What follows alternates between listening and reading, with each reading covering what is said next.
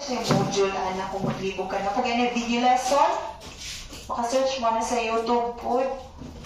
Sige lang, mahina mo to. Sila na, bahalag to ilang teachings lang. Pero, kung bilang ka sa maestra, bahala pag i-orientation ninyo nga, you are not allowed na, di ba, nasa yung orientation. So, alam mo sa kanang real nga teaching, di ba makabalibad? Hindi mo pwede mo balibad dito. Hindi ba nung pwede mo naman? Hindi ba nung pwede? Mingon tayo na sa New City. Hindi.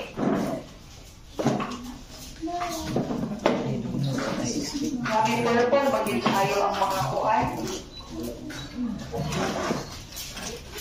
Items.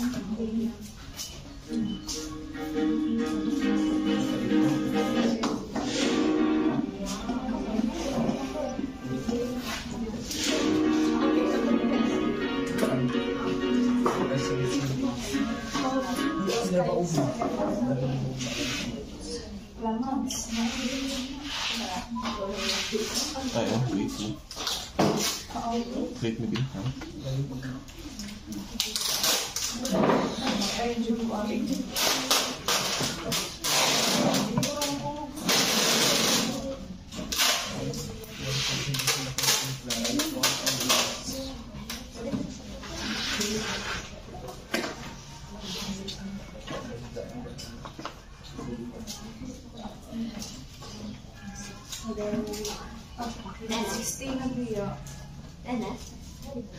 Gusto mong tayo.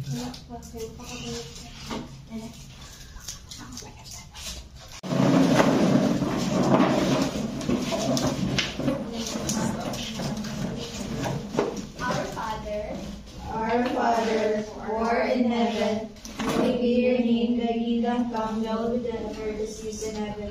Give us this day our daily bread, and forgive us our sins, as we forgive those who sin against us. And not bring us into temptation, but deliver us from evil.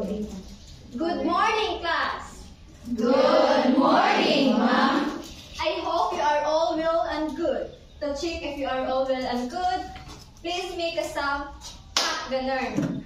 Pak, pak, ganern, ganern. Please, everybody cooperate. Pak ganern. Pak, pak, ganern, ganern. Again! Pak ganern. Pak, pak, ganern, ganern. Okay, let's be. Who is the secretary? Gliding, Ma'am. Okay, Glyden, please list the names of those who are absent this morning and give it to me after the class. Is that alright? Yes. Okay, but before we get our class discussion this morning, please be reminded of the following class rules. Please, everybody, Participate actively during discussion. Raise your hand for permission to speak. Be respectful to others. If you want to go out for personal necessity, be sure to ask permission. are all these class rules clear, class? Yes, ma'am. Okay, before we begin our class discussion this Kasi afternoon, first 2 ninyo.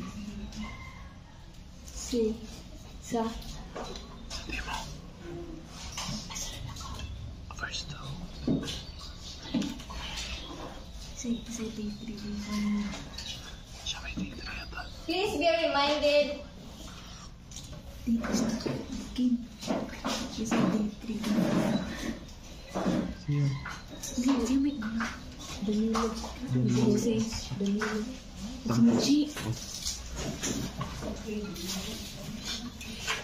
Okay, this morning, let's have a game. A game called Toss the Ball Game. Are you familiar with this game, class? Yes, ma'am. May wala pa yun ako.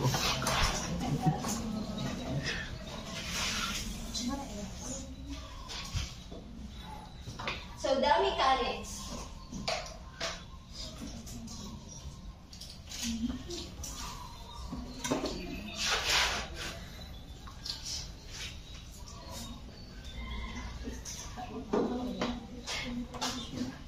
The ball should be passed among the students in the classroom, and when the music stops, the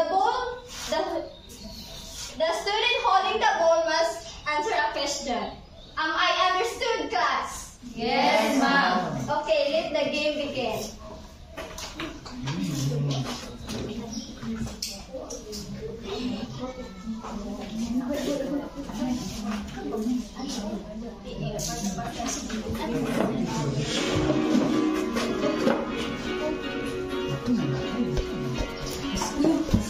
Ayaw.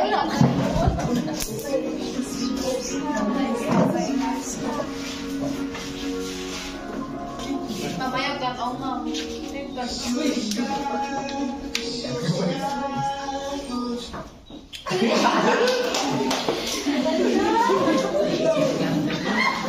What was our activity or discussion last week? Our last discussion, ma'am, is all about the forms. Okay, thank you.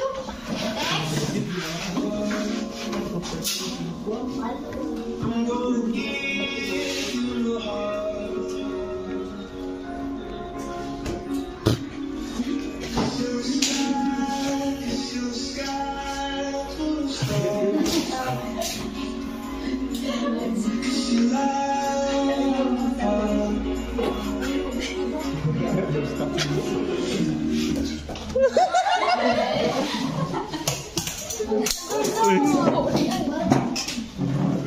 What are the three authors' purpose in writing? So, to inform, to persuade, and to entertain. Thank you, your next.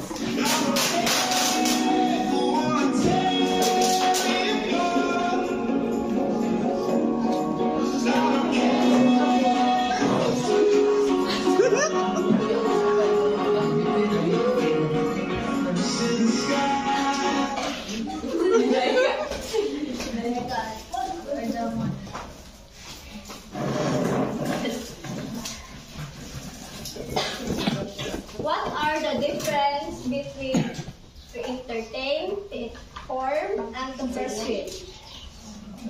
The difference between the three purpose of the author, ma'am, is to persuade is to convince, ma'am, while to inform is give facts and information, and to persuade is to entertain or to amuse.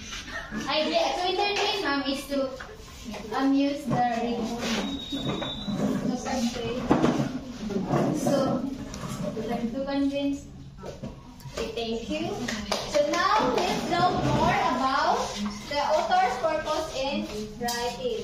But before that, let's read first the objective.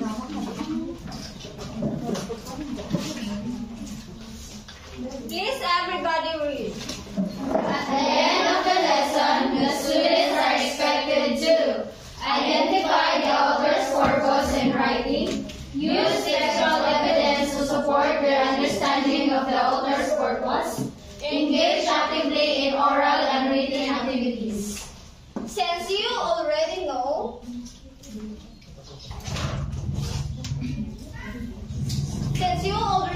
the three author's purpose in writing, let's see what you've learned with the group activity called Text Evidence.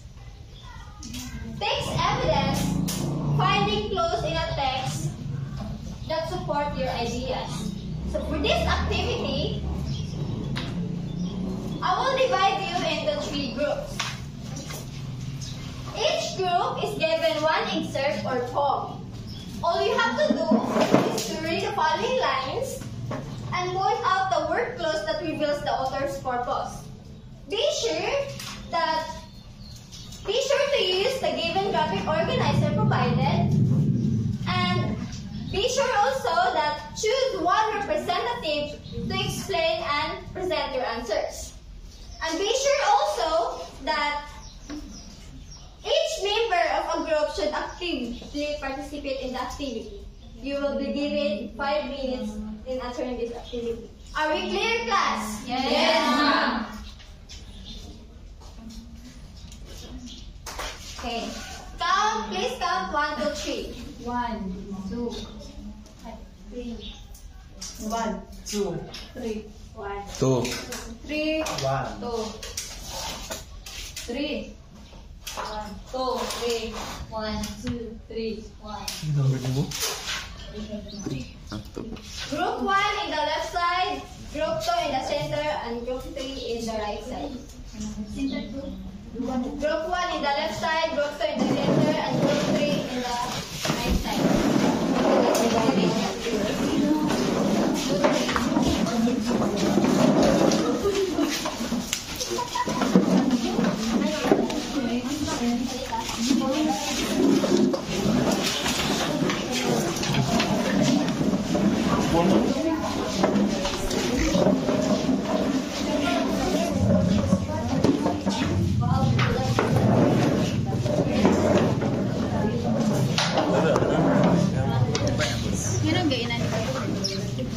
Preference ko.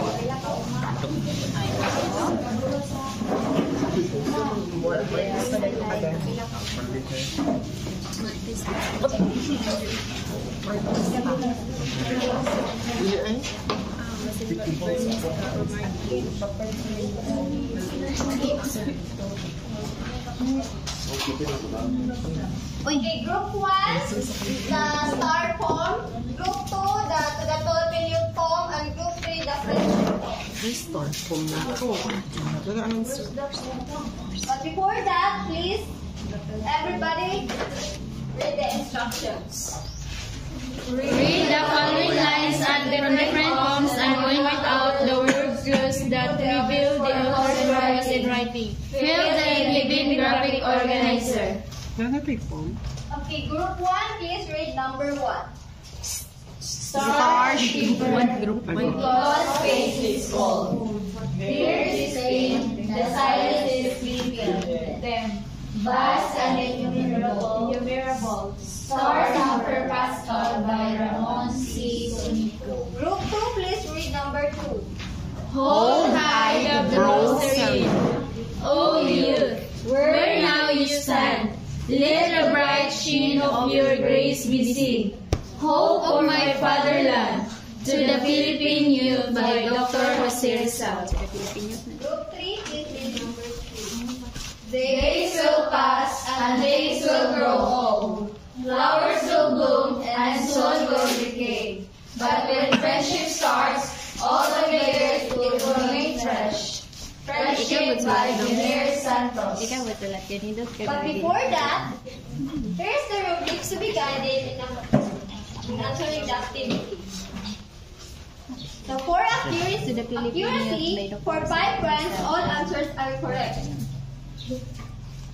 Presentation, for 5 points, the work is neat, organized, and well presented. For time bound, for 5 points, finish the task right on time. For cooperation, for 5 points, all members cooperate. For accuracy, for 3 points, 3 to 5 answers are wrong. For presentation, for 3 points, the work is somewhat messy or disorganized. For time bound, for 3 points, finish the task within 2 minutes. 2 minutes left. For cooperation, for 3 points, 1 or 2 members did not cooperate. For accuracy again, for 1 point, now no answers are correct. For presentation, for 1 point, the work is very messy or completely disorganized. For time bound, for 1 point, finish the task within 3 minutes. For cooperation, 3 or more members did not cooperate. Okay, now you need to call your activity.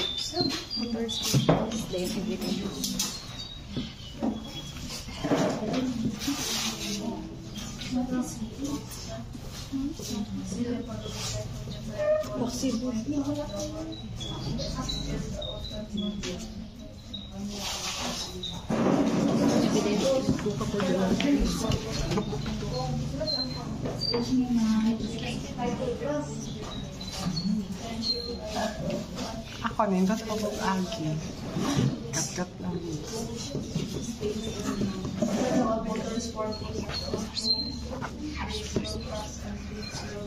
ato kay to entertain no. To persuade.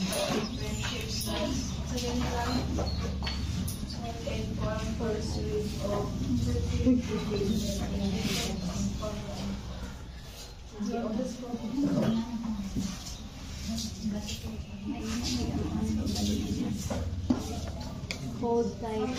Hold high the end. Hold high. Hold high. Hold high. Like it. Hold high.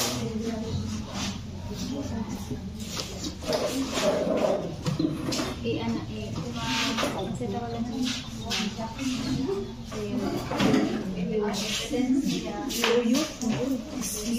Youth.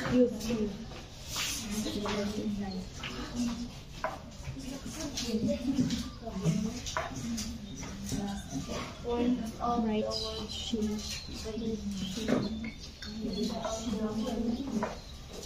Right.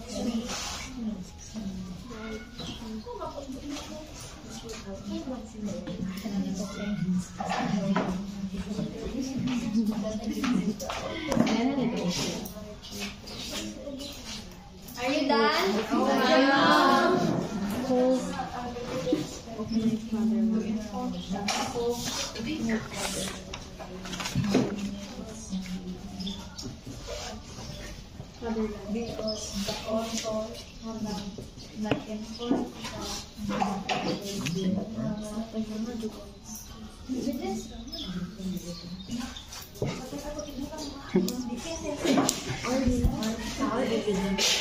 Three minutes left.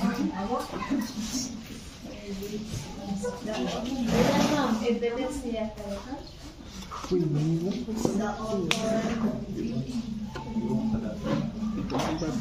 Lapos na yung script ko. Wala pa dito siya na sa release. Ano? Check ko na siya.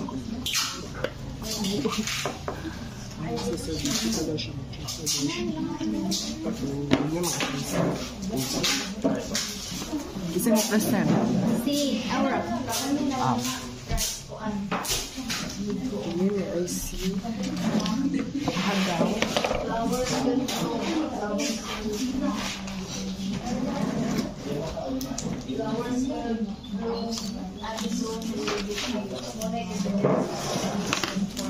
Holang clap ako ha. Once I know table clap di ako. You know how to do so you can give table clap for group chat. Do you know how to do it? Table clap first. After you will do this. 1, 2, 3. Group 3, are you done? Not yet, ma'am. Shift start.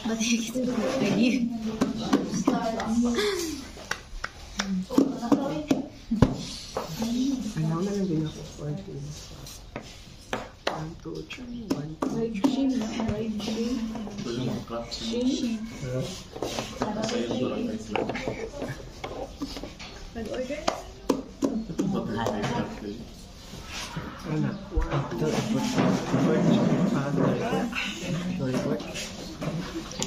Storyboard. Ano ba sa'yo?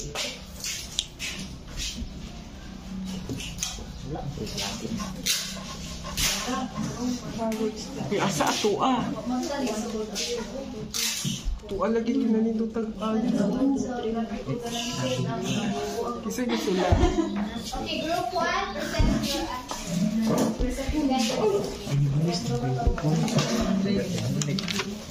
Uy, ala o. Isulat niya rin. Good morning, everyone. Today, I will present you the word of my member. So, the title of our poem is Stars by Ramon C. Sorico. So, the author's purpose for writing the poem is mainly to entertain. So, the evidence from the poem is Star, Shiver, and Space is called.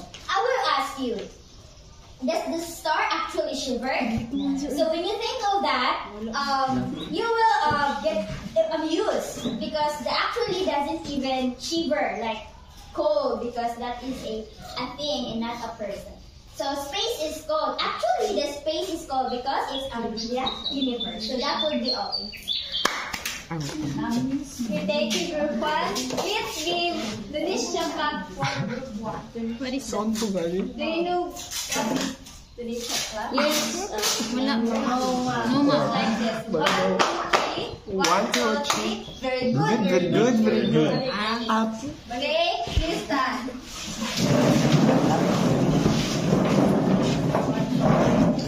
2, 3.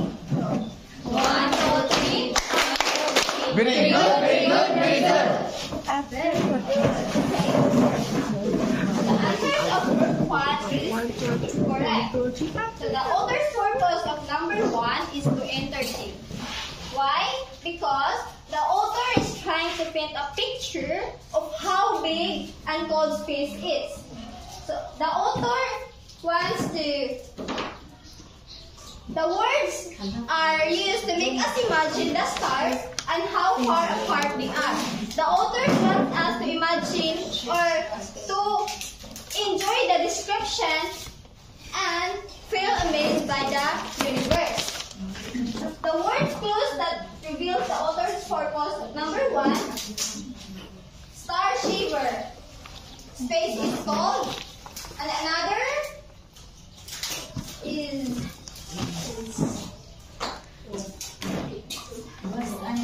vast and innumerable.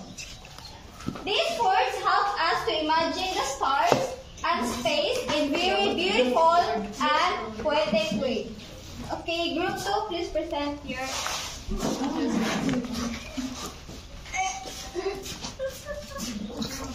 So, good morning everyone. So, our title of our poem is about the Philippine youth by Dr. Hershey Christian.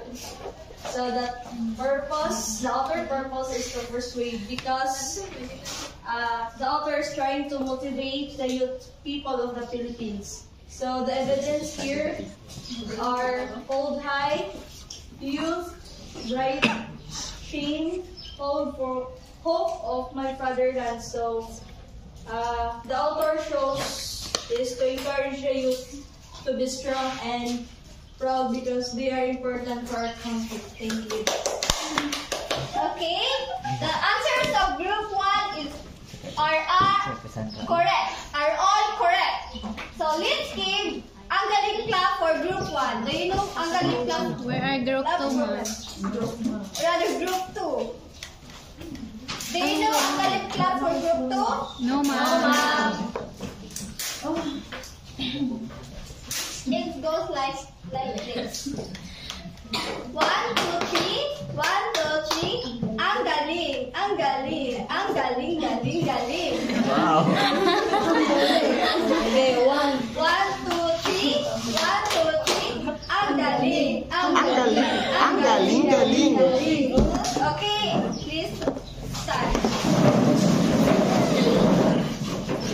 Okay, 1, 2, 3, go. 1, 2, 3. 1, 2, 3. Ang galing, ang galing, ang galing, galing, galing. Okay. Again daw. Wow. 1, 2, 3. 1, 2, 3. Ang galing, ang galing, ang galing, galing, galing. Okay, group 3, present your answers.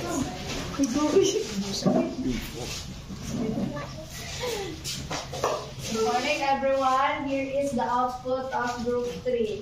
So our poem is Friendship by Vinier Santos. The author's purpose of writing the poem is to inform the reader because of the evidence that shows flowers will bloom and soon will decay and friendship starts. By that words, we can identify that the author tries to inform us that the flowers will bloom and soon will decay.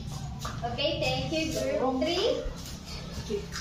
Let's give good job clap for group 3. Do you know what is group? Good job clap class? Wow. It goes like this. J-O-O-D-G-O-B, good job. Good job. J-O-O-D-G-O-B, good job. Good job. Okay, we start. Bells. 1, 2, 3, go. G-O-O-D-G-O-V, good job.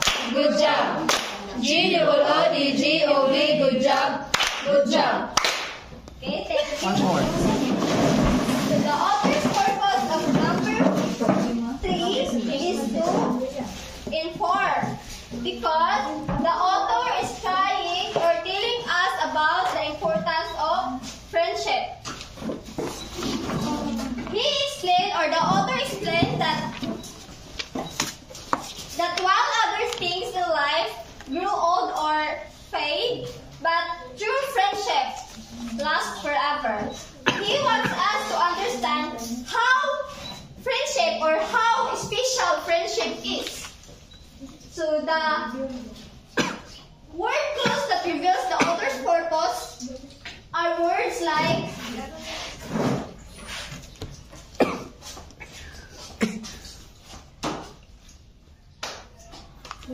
flowers will bloom, Things will grow. things and so on will decay, friendship starts.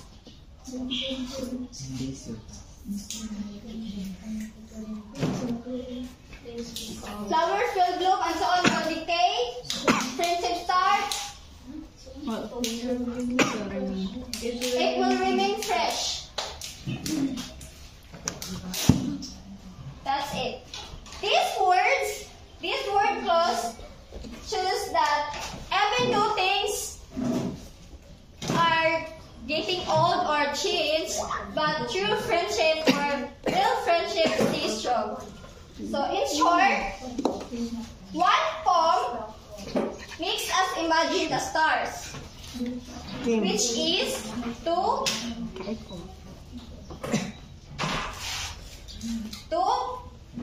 one poem makes us imagine the stars, which is Sorry. to entertain. Another is that the author wants us to, the author is trying to convince the young people to help their country, which is to pursue it. While the last one, the author is trying to tell us or to teach us that friendship is important, that true friendship lasts forever. That's all. So, now let's proceed to our another activity.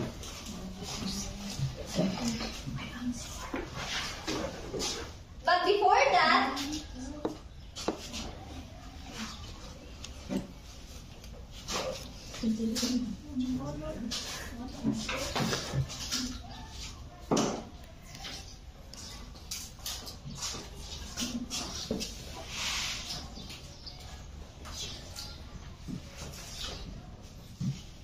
the score of group 1 is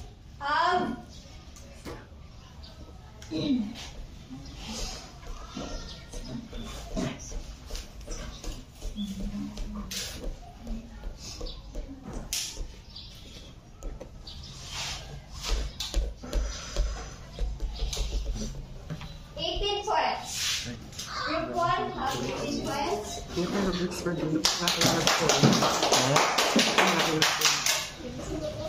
Group 2 have 20 points.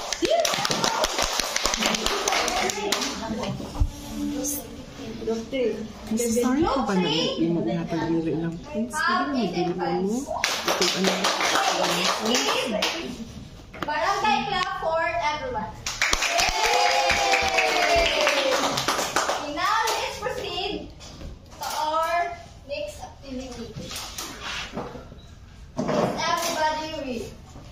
In one short sheet of paper, write a brief reflection on how identifying word clues help you understand the author's purpose. Okay. You have 5 minutes to answer this activity and pass your paper and cloth.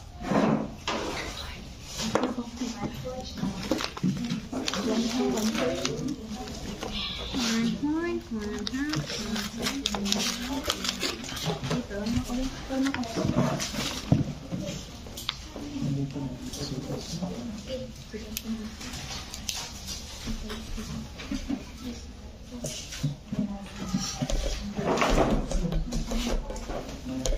kuligong kita.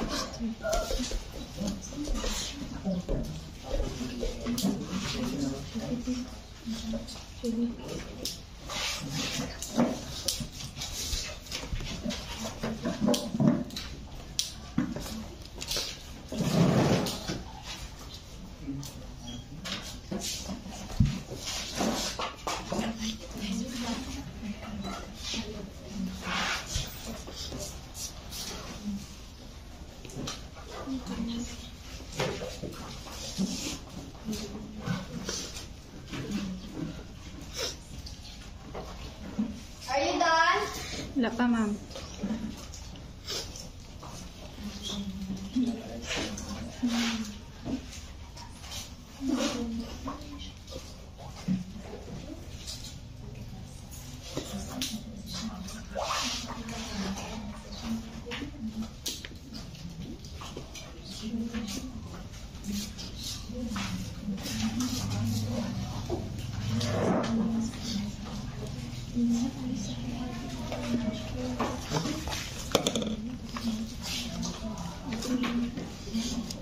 Hindi na magbasali pa.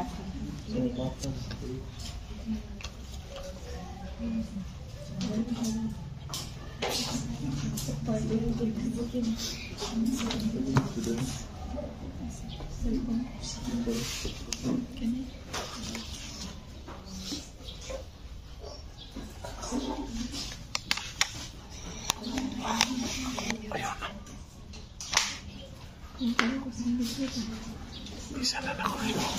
Nalimot ko. Sino nalimot? Okay. Tekan dito.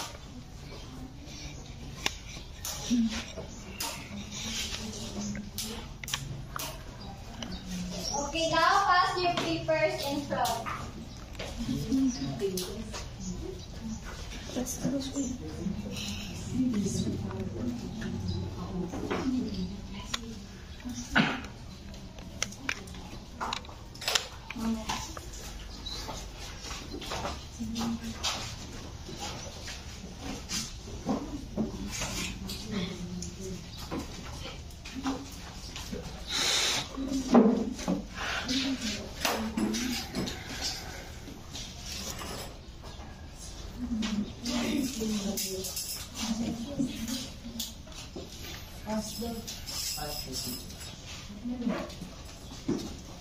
Okay, thank you for your assignment.